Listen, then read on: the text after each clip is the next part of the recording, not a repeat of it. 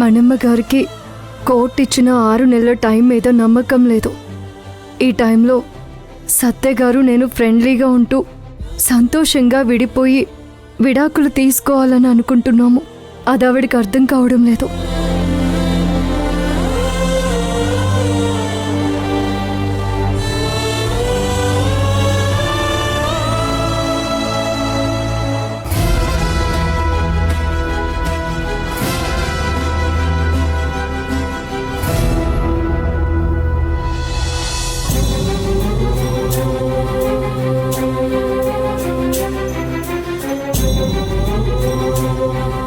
మొగుడికి carriage తీసుకెళ్లావన్న feeling లోచి బయటికి రా.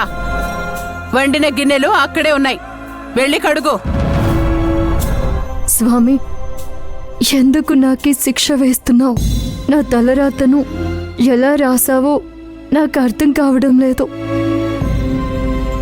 సత్యతో నా పెళ్లి నా ప్రమేయం లేకుండానే జరిగింది. అది కూడా నా డ్యూటీలో భాగంగానే.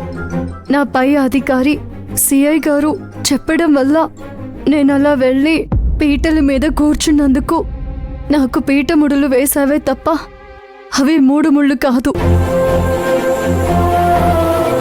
చిత్రంగా జరిగిన నా పెళ్లికి నన్నిన్ని చిత్రహింసలు పెడతావా?